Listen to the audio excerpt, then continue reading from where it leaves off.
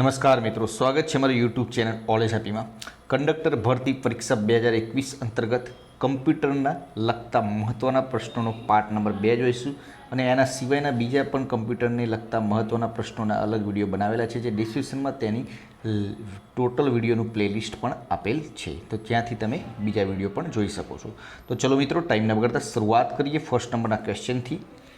ડેસ્કટોપમાં નીચેના ભાગમાં દેખાતી આડી પટ્ટીને શું કહે છે? ટાસ્ક બાર કહેવામાં આવે છે.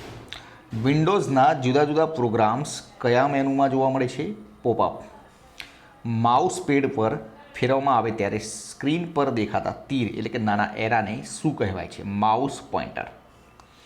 માઉસ બટનને દબાવીને છોડી દેવાની ક્રિયાને શું કહેવાય છે? ક્લિક.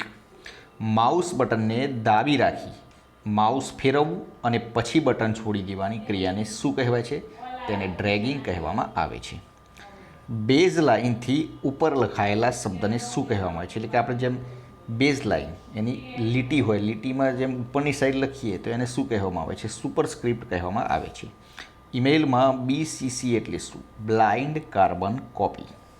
કમ્પ્યુટરમાં ડિલીટ કરેલ વસ્તુ ક્યાં સ્ટોર થાય છે? રિસાયકલ બિનમાં સ્ટોર થાય છે.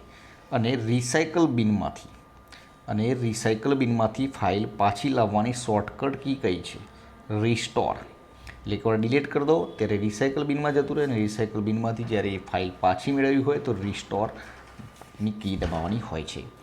મિનિમાઇઝ કરેલી ફાઇલ કમ્પ્યુટરમાં ક્યાં દેખાય છે? ટાસ્ક બારમાં. નોટપેડ કયા પ્રકારનું સોફ્ટવેર છે? યુટિલિટી પ્રકારનું સોફ્ટવેર છે. ફાઇબર ઓપ્ટિકલ વાયરમાં ડેટાનું વહન કયા સ્વરૂપે હોય છે? પ્રકાશના રૂપે. કમ્પ્યુટરમાં સ્ટાર્ટ બટન કયા બારમાં આવે છે? એ પણ ટાસ્ક બારમાં આવે છે. એટલે મિત્રો, કમ્પ્યુટરમાં જ્યારે સૌથી નીચેનું જે લાઇન હોય છે એ ટાસ્ક બાર કહેવામાં આવે છે. ઈમેલ ગુજરાતી ભાષામાં કયા નામથી ઓળખાય છે? વીજાણુ ટપાલ. કમ્પ્યુટરમાં નેટવર્ક સ્થાપિત કરવા કયું કાર્ડ ઉપયોગમાં લેવાય છે? Network interface card. નોટપેડમાં મદદ માટેનું હેલ્પ ઓપ્શન ક્યાં આવેલું હોય છે? મેનુ બારમાં. નેટવર્ક માટે અતિ મહત્ત્વ ધરાવતી વસ્તુ કઈ? File server. નેટવર્ક સાથે જોડાયેલા બધા કમ્પ્યુટરોને શું કહેવાય? વર્ક સ્ટેશન કહેવામાં આવે છે. એક કરતાં વધુ લોકોને ઈમેલ મોકલવાનો ઓપ્શન કયો? BCC. બ્લાઇન્ડ કાર્બન કોપી, જેનું ફૂલ ફોર્મ નામ છે બ્લાઇન્ડ કાર્બન કોપી, BCC. એક કરતાં વધુ લોકોને ઈમેલ મોકલવા માટે. કમ્પ્યુટરમાં એક અક્ષરના સંગ્રહ માટે કેટલા બીટ જોઈએ? 8 બીટ જોઈએ. રિસાયકલ બિનમાં આવેલ તમામ ડેટા દૂર કરવા શું કરવાનું રહે? એમ્પ્ટી રિસાયકલ બિન. એટલે કે જ્યારે તમે કોઈ બી વસ્તુ ડિલીટ કરો તો ડિલીટ કરેલી વસ્તુ રિસાયકલ બિનમાં જાય, અને રિસાયકલ બિનમાંથી જ્યારે તેને દૂર કરવી હોય તો એમ્પ્ટી રિસાયકલ બિન કરવાનું રહે છે. નવું ફોલ્ડર બનાવવા માઉસની કઈ સાઈડે ક્લિક કરવાનું રહે? જમણી બાજુએ. MS એક્સેલની એક શીટમાં કુલ કેટલા કોલમ હોય છે? 256. CPUને મુખ્યત્વે કેટલા ભાગમાં વિભાજિત કરવામાં આવી હોય છે? 3 ભાગમાં. મિકેનિકલ, ઇલેક્ટ્રિકલ, ઇલેક્ટ્રોનિક્સ, આ 3 પૈકી કમ્પ્યુટર કયા પ્રકારનું યંત્ર છે? તેને ઇલેક્ટ્રોનિક્સ યંત્ર કહેવામાં આવે છે. અને આ મિત્રો, જો તમે આની PDF લેવા માગતા હોય તો ડિસ્ક્રિપ્શનમાં ટેલિગ્રામ ચેનલની લિંક આપેલી છે, જ્યારે ટેલિગ્રામમાં જોડાઈ જજો. કાલે સવારે તમને આની PDF પણ મળી જશે. દરેક વિડીયોની PDF બીજા દિવસે સવારે મળી જાય છે. ડિસ્ક પરની તમામ માહિતી ક્યારે ભૂસાઈ જાય? ડિસ્કને ફોર્મેટ કરવાથી. MS વર્ડમાં કયા સોફ્ટવેરનો એક ભાગ છે? MS વર્ડ કયા સોફ્ટવેરનો એક ભાગ છે? MS ઓફિસનો. પ્રેઝન્ટેશન માટે કઈ એપ્લિકેશન ઉપયોગમાં લેવામાં આવે છે? પાવરપોઈન્ટ. ઇન્ટરનેટની શોધ કરનાર દેશ કયો છે? અમેરિકા. CD-ROMનું પૂરું નામ શું છે? Compact disk read only. CPUનો ALU એકમ કઈ પ્રક્રિયાઓ કરે છે? ગાણિતિક અને તાર્કિક. DVDનું પૂરું નામ શું છે?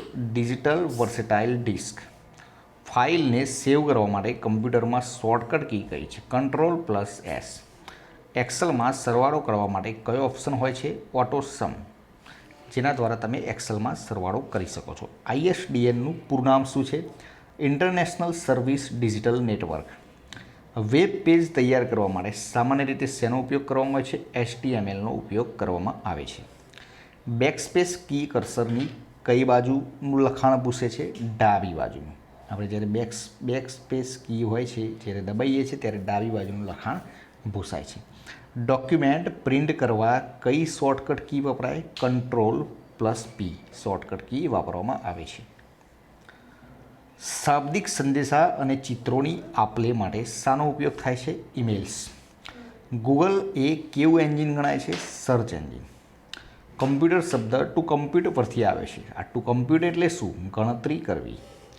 કમ્પ્યુટરની બે સૌથી મહત્ત્વની લાક્ષણિકતાઓ કઈ છે? ચોકસાઈ અને વિશ્વસનીયતા. કમ્પ્યુટર વિશાળ પ્રમાણમાં શેનો સંગ્રહ કરી શકે છે? માહિતીનો.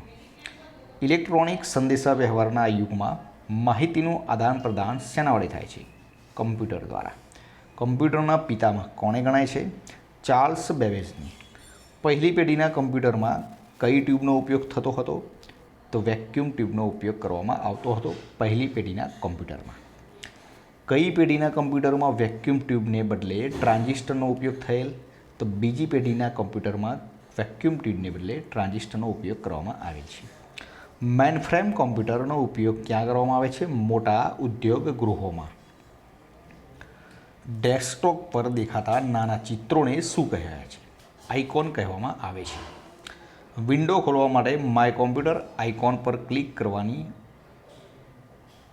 હોય છે.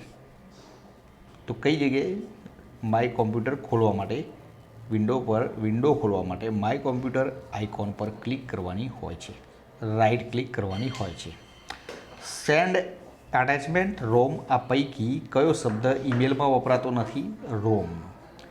સેન્ડ પણ વપરાય ઈમેલમાં. એટેચમેન્ટ એટલે કોઈ ફાઇલ તમારે એટેચ કરવી હોય ઈમેલમાં તો એનો ઉપયોગ કરવામાં આવે છે, જ્યારે રોમનો કંઈ લેવા દેવા નથી ઈમેલને. એક જ બિલ્ડિંગ યા એક જ રૂમમાં જોડાયેલા કમ્પ્યુટર્સ માટે કયું નેટવર્ક વપરાય? LAN local area network. જો Ctrl+C કોપી તો Ctrl+V બરાબર શું થાય? પેસ્ટ. વેબસાઇટનું એડ્રેસ લખવા કયો પ્રોટોકોલ વપરાય? HTTP. સર્વર સાથે જોડાયેલા કમ્પ્યુટરો સર્વરના શું ગણાય? ક્લાયન્ટ ગણવામાં આવે છે. ફાયરફોક્સ શું છે? તો એક વેબ બ્રાઉઝર છે. કઈ ઓપરેશન સિસ્ટમ મલ્ટી વિન્ડોઝ છે? MS-DOS. બે ઊભી કોલમ વચ્ચેની જગ્યાને શું કહે છે? ગટર કહેવામાં આવે છે. તો મિત્રો આ હતા આપણા આજના વિડીયોના પ્રશ્નો. વિડીયો પસંદ આવે તો લાઇક કરી દેજો, પોતાના મિત્રો જોડે શેર કરજો, ચેનલને સબસ્ક્રાઈબ કરવાનું ના ભૂલતા, જેથી કરીને આવનાર દરેક વિડીયોની નોટિફિકેશન આપને સૌપ્રથમ મળી રહે અને આપણી તૈયારીમાં વધારો થઈ શકે. કાલે ફરીથી નવા વિડીયો સાથે મળીશું. જય હિન્દ, જય ભારત.